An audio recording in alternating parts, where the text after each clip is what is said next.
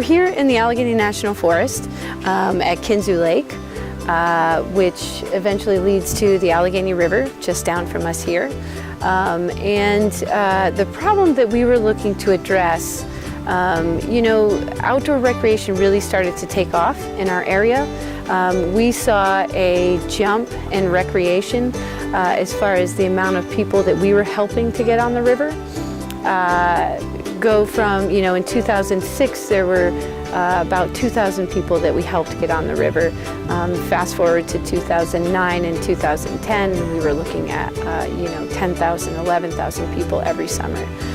So we really just started to be concerned about what that was doing to the natural resource, what are the effects that were happening from that, and how could we help to address it and sort of create new stewards and just help people to sort of take ownership of the river, the lake, the forest, all of it.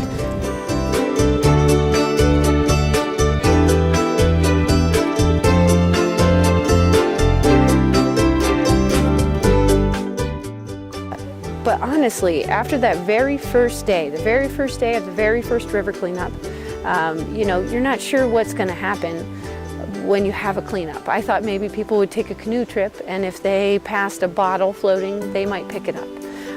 Within the first hour, I realized that that was not going to be the case. We had a couple of stoves, a microwave in our canoes, and then the Forest Service jet boat went by and they had a couple of refrigerators and just a bunch of mangled metal. And I just knew at that point that this was not what I thought it was going to be. This was going to be something much, much larger. So after that first day, I had emailed the newspaper what we had found in that first day out there. And they did an article which went in the paper the next day. And after that, it was like everyone came out of the woodwork, everyone. By noon the next day, we had restaurants calling to say, do you need breakfast, do you need lunch, do you guys need dinner? We had Boy Scouts wanting to help out, Boy Scouts from Pittsburgh and Cleveland that were getting involved, wanted to bring their troops. We had people calling saying, hey, I have a jet boat, when can I jump in, do you need more help? Honestly, an entire community came together. It was an incredible, incredible thing to watch happen immediately.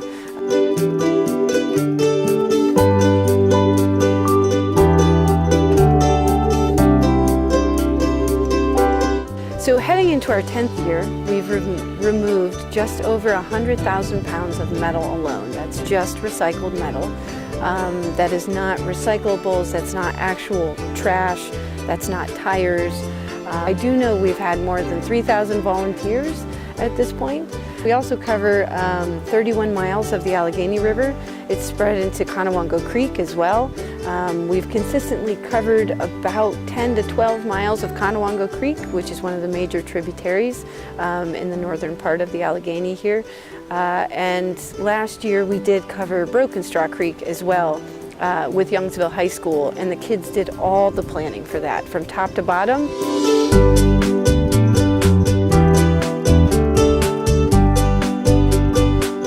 Every safety speech that we do prior to going out on the river, if you're renting a boat with us, you have a safety speech before every trip. We include Leave No Trace in every single safety speech that we do, which I think is a huge help because it sets the tone.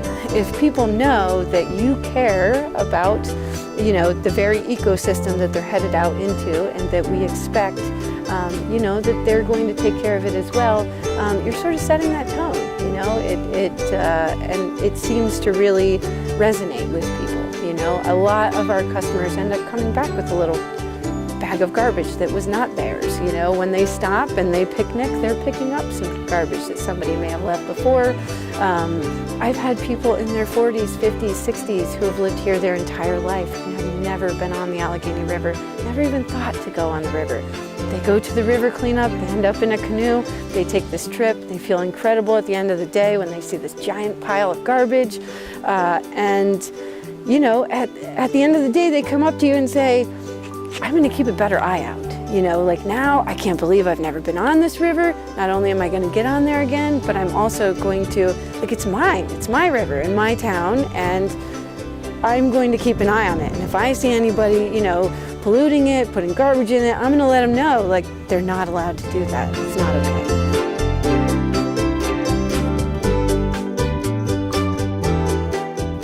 We have been approached by a few other organizations, and I mean, I've been approached by folks in Cleveland. I was actually approached by a lady in Louisiana.